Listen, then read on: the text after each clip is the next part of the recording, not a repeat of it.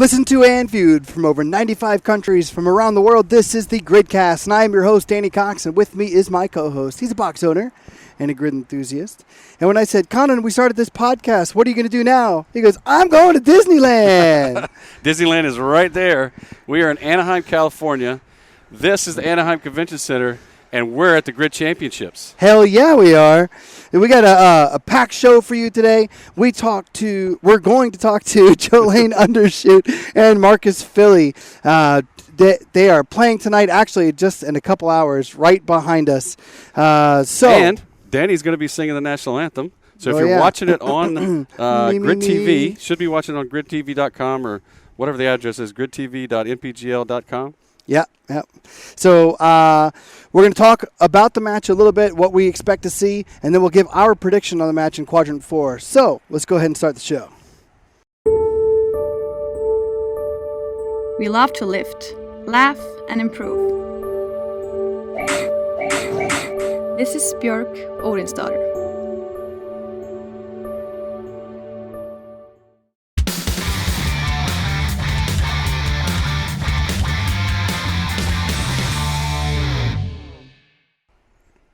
Hey guys, welcome to Quadrant 1. We are here at the Anaheim Convention Center. Can't be more stoked about being at the championships.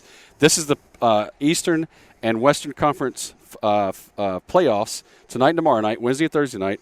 We're going to be pumping out as much content as we can. Hopefully you guys, this episode probably will be up right after the match, depending on how things work out because it's going crazy here. Tried to get it before, but this is not going to happen. We had to fly 3,000 miles to get here. Yeah, and I had to wake up stinky with Tyler this morning to get onto the Virgin America plane, which is actually very nice, by the way. So give us your predictions, Grid Guru. Well, the prediction's actually coming in Quadrant number 4. But let's talk about you're teasing us. Let's talk about this match format a little bit. So It is Everest, and we talked about it. If you want to go see our description of Everest, go look at the previous episode that we put out, Boston versus DC. Okay, but let's just talk big, broad spectrum here. San Francisco Fire, between these two teams of Pheonix and San Francisco. San Francisco's actually run this race before. They ran it last year, so they have experience with this match format, whereas Pheonix does not have experience in this match format. So it's going to be interesting to see what Pheonix does to try to see what they can do for this match. I know that San Francisco, they're very methodical about what they do, and so you're going to see them really be methodical and precise when it comes to the match tonight.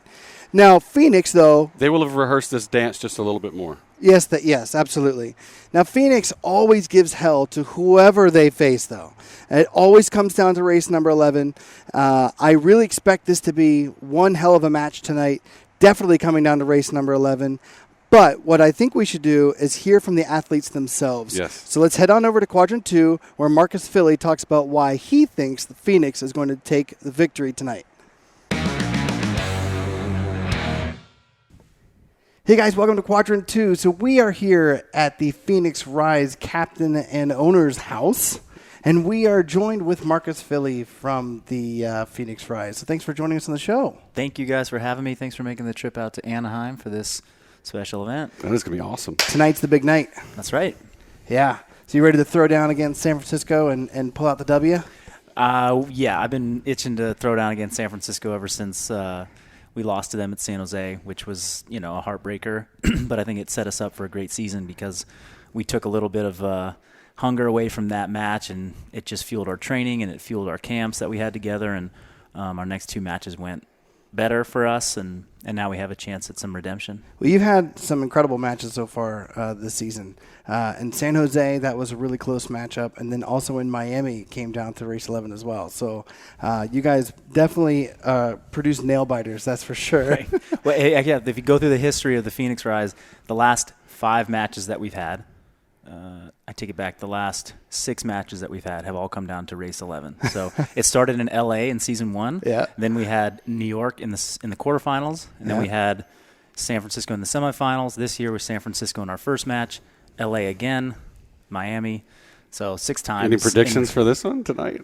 I mean, if I was a betting person, I'd say we're going to race 11 again, and we're going to close it out. Yeah, nice. I tend to agree. I mean, I'll tell you one thing about Pheonix is I think you've been completely underplayed as far as like the attention, right, that you deserve. Because last season is what it is. You come into this season, seems like a lot of teams got a lot of attention, but just not a lot of expectations of what Pheonix could do. And we've been talking about it since the beginning. Like, we knew you guys were going to be there, but then sometimes it's just timing, right? How things work out that day, how all the athletes are feeling, how they come back from the games and all that sort of stuff.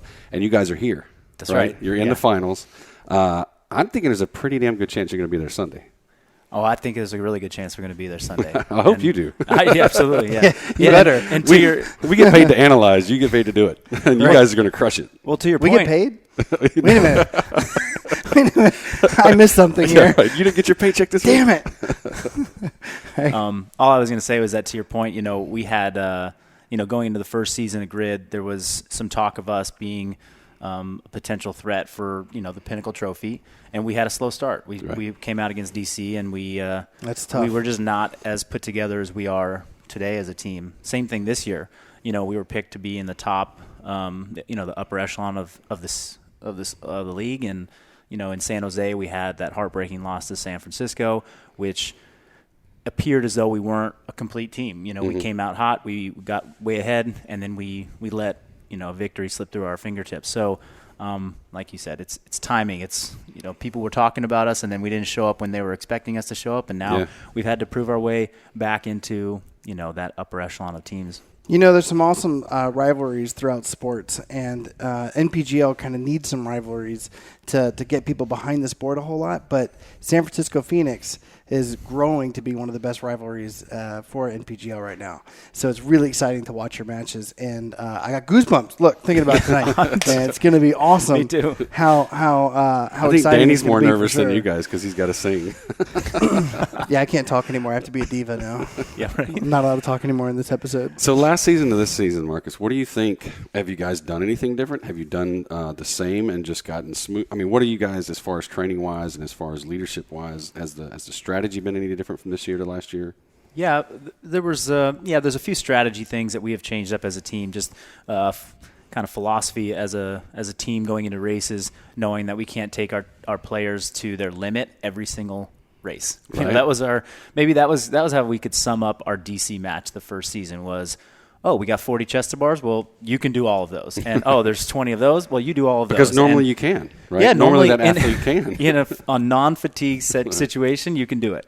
And then we learned very quickly that grid, while it's short, while it's fast, and while the total workload doesn't seem that much to the spectator, it definitely accumulates as an athlete. So sure. you're certainly not fresh from just race one. If you get your heart rate up and you peak in quadrant 2 and then you come off, even if you have 20 minutes rest, you're not going into race 5 and 6 as fresh as you were if you were just doing it in practice. I don't think Danny Nichols will tell you about that at quadrant 4 after the Miami match. Yes. Right?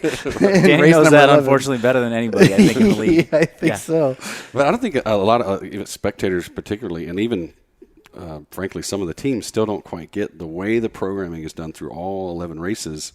You have to be really smart about where you use players. I've seen people come out of a race and go right into the next one with the same athlete, and there's no recovery time. Yeah. And you can't expect an athlete to recover that fast and give you their best performance when you probably could go with a number 2 who's going to do better in that particular race because they did have a recovery time. Yeah, and these were all things we learned in the first season. So we brought that into the second season, and it's helped us with our strategy. It's helped us to understand how to conserve athletes, and then really utilizing our substitutions this season in a very smart, intelligent way so we can maximize kind of our performance at the end of the races or at the end of the match in race 10 and 11. But speaking of maximizing your performances, for tonight, what's the game plan to beat San Francisco? Which races do you think that you're going to be dominant in? Which ones that you guys need to be clicking on all cylinders in order to get it? Well, race 1 is such a fast race, and on both sides there's extremely powerful and fast athletes. We happen to have some of the strongest female and male closers in the game. So for a partner forward and for a mirror race, 1 and 2, we always feel very confident going in, which is a great way if we can put a couple points of a lead on the board early on in the match. It really helps us with our confidence. Sure. The Echoes have shown to be, our women are extremely strong. And we know San Francisco brings great women to the table as well. We feel confident in our women's Echoes. the men's Echoes for this particular race, it just comes down to there's a lot fewer reps in this particular Echo match format than previous ones. So the turnover of each repetition is critical. It's not as much as a ball buster as it was in the other match. No. But if you make one little mistake. Right. Or if you just have shorter athletes that can move the barbell a shorter range of motion, that will be the difference. So we know that we have slightly taller athletes on the men's side than San Francisco. So 5 and 6, we have to be extremely on point with our execution if we want to actually, hang with those guys and maybe come away with a split with that. Right. And then going into the ladder, I think this plays well for us. The ground to overhead is such a intricate ladder because the timing of each of that movement and for each athlete is very different than a deadlift. With a deadlift, you can get through 12 bars in a short amount of time, leaving plenty of opportunity for your teammates to come out and score some points. With the ground overhead, you get stuck on one clean and jerk towards the end of your ladder, and you just chewed up 15 seconds of a very precious 7 minutes. So, for the fan standpoint, for the ground to overhead, can you snatch the first few and then go into the clean and jerks? And yeah. So that's definitely for our stronger athletes and for people that feel confident in the snatch, they'll just power snatch the first 4 to 7 barbells, depending on male or female, and then you'll transition to a clean and jerk at some point. Right. I personally don't like to make that switch midway through, the race, the ladder, and I'm probably more confident with a quick touch and go, off the shoulder clean and jerk. So I'll be doing that from the beginning. Okay. But that's just worked for me. My speed is fine. Yeah.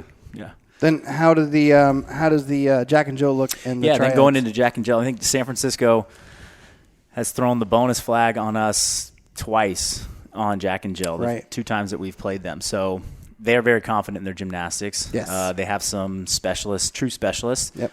Whereas they're going to be leaning on Cardona pretty much. Oh, I think so. Yeah. But if you look at, it's a handstand push-up race, and if you look at our handstand push-up time, our split time in the last match, Kilimanjaro, I think it was better than theirs. So that deficit weighted ball handstand push-up to close out the race is going to be the match, right? It's going to be that whole race right there. It's going to come down to that. So maybe a slight nod to them on that, but we're going to try and be a spoiler. Yeah. And then the triads for the women, they move fast and they move smooth, and we have the best we have the best shoulder to overhead male athlete in the league. Danny can put press over 285 4 times over his head if he wants to. So we feel really confident getting into race 10 for the men. Nice. And then 11, I just think with Brian Miller doing, his thing, Danny doing his thing,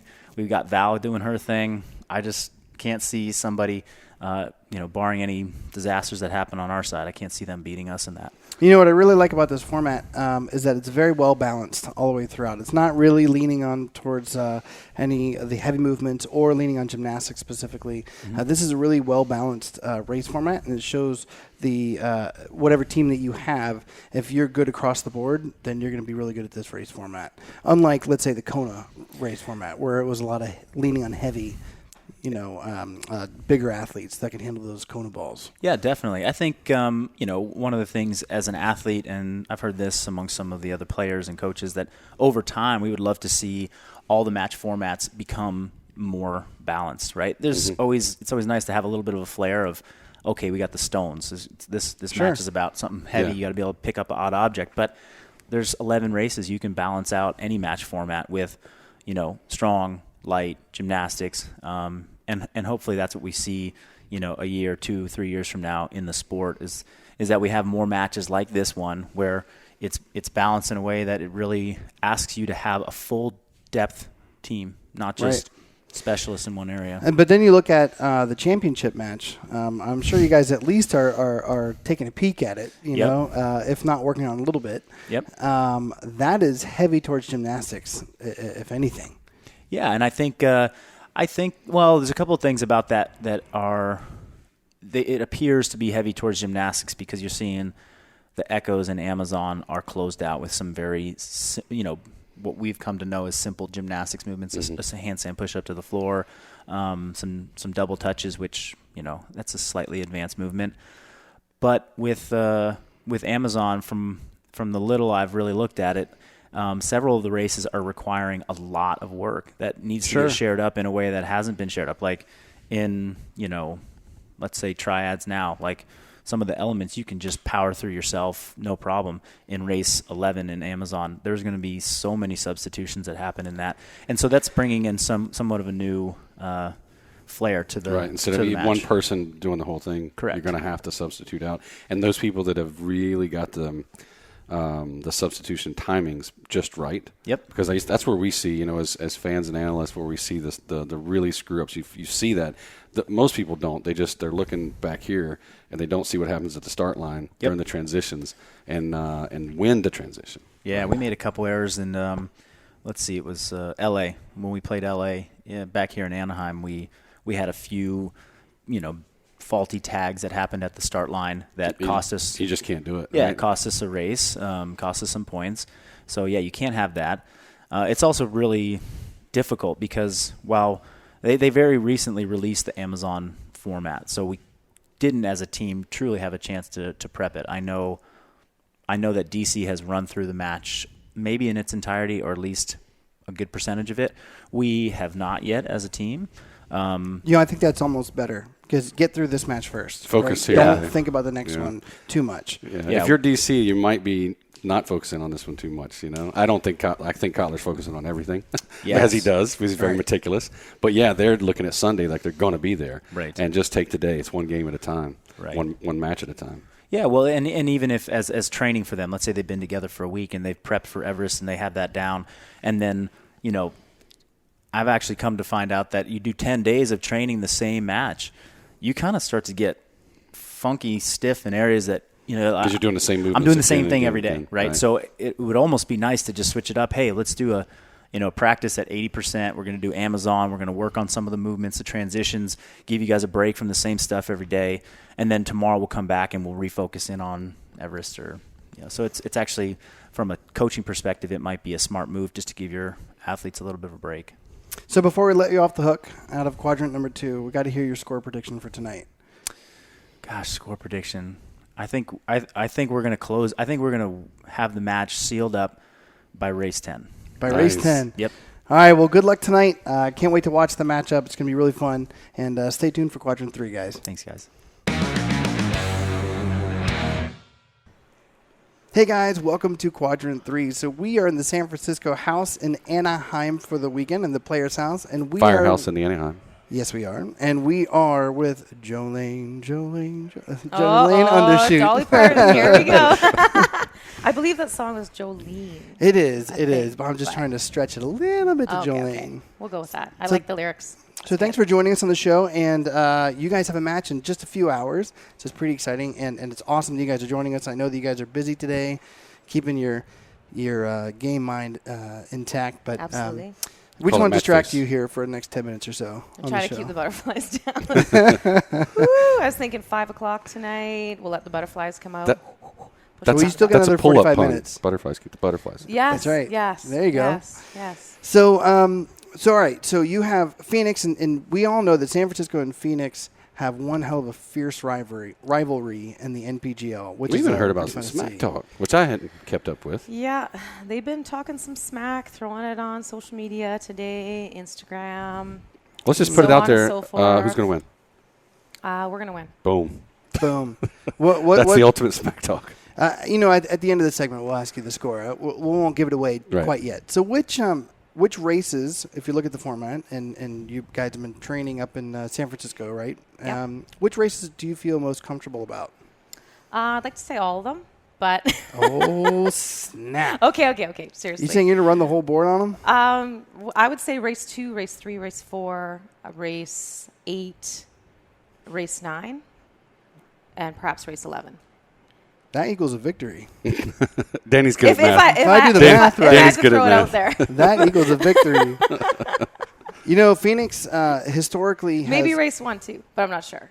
Well, historically, Pheonix has gone to race 11 every single time, so it had to be won by race 11. Okay. Do you see this coming down to race 11, or do you think you guys are going to pull it out beforehand? I think we're going to pull it out beforehand.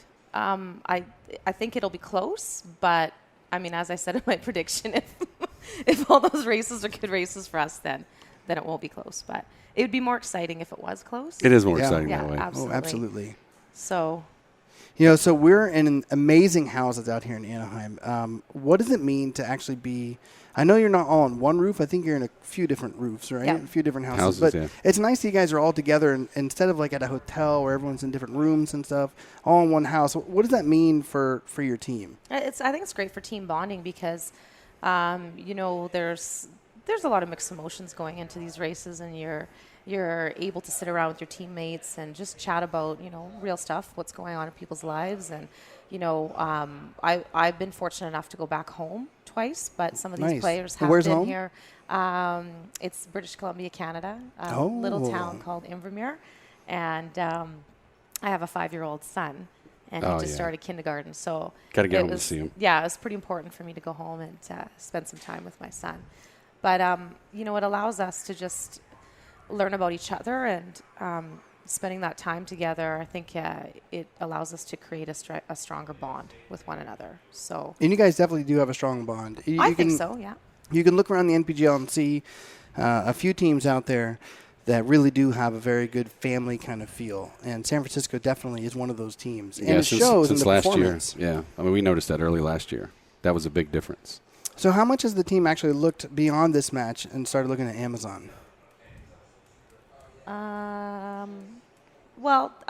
I haven't been here for the last, I came in about 5 days ago, but definitely, the brains of the operation have been testing, and we've been looking at different individuals and who they're going to put where. And I think that is one of our advantages that we have a great team behind the team. Yes. Behind the scenes.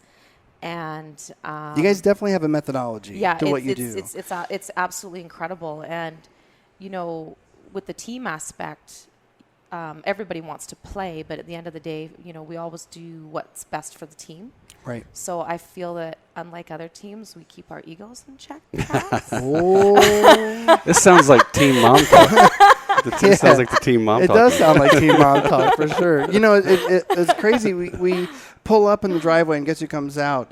It's Bruce the Hugger, right? Yeah. Oh, I'd say Bruce the Hugger's Chad the Hugger. Bruce the Yeah. Hugger's on Stern, Howard Stern. But yeah, so I'm Chad Bruce the the Hugger. Hugger's out there, right? Yeah. So it's very nice coming in here and being so welcomed, and getting a hug from Chad right when we come in, which is pretty awesome. And you can tell everyone's very happy and walking around with a big smile on their face. I mean, in just a few hours, you guys are throwing down pretty hard. And But right it's good now, to be everyone's relaxed just- and chill before the Yeah, match. it seems pretty nice. People are getting power naps in. It's good. So, when the coaching change happened, there was a lot of doubts around the league and fans and other folks alike to see, can the Fire hold it together with a shift like that? Seems like you have. You think so? Absolutely. How's the new coach working out? Amazing. And, he was there last year too. And he just has, a more influential role this year. But again, there's a few gentlemen behind the scenes that are part of the bigger brain. Right. And It's a team effort, even on the management staff, It's a huge team right? effort, and I feel that he's done an incredible job at carrying out what those plans are. And, then we just have to go out and execute them to the best of our ability. Isn't that what most athletes want? Just give me a good plan I can execute. Exactly. That's it, right? Yeah. And I mean that that makes sense. Like, we test it, we make sure that we can do this, and there's open communication, as I said, with the egos. Like, not like, oh yeah, I can do that, no problem. It's like, well, realistically, can you do that? Because that could be the deal breaker in that particular game, which if it's close, Right. could be problematic, right? Absolutely.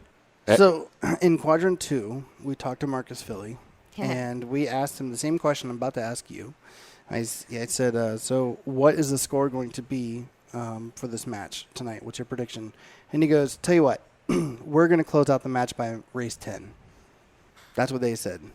So what do you guys say in response? I don't know. I feel that our guys are really strong, and as I said, that the plan, it's a good plan, and everybody's looking really good at practice. And I mean, I think we might be going into race 11 ahead. Nice. So Nice. That's going to make for a good match. You heard it, guys. So thank you for joining us on Thank you so Quadrant much. 3, and stay tuned for Quadrant 4 to hear our analysis and predictions.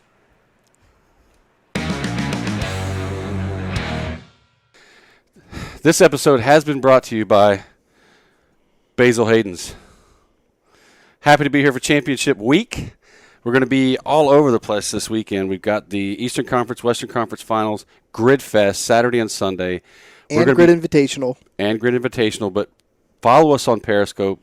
Make sure you're checking out our YouTube channel and the Facebook and Instagram, because we're going to be all over the place pumping out as much stuff for you guys as we can, because stuff like the Grid Fest won't be on TV.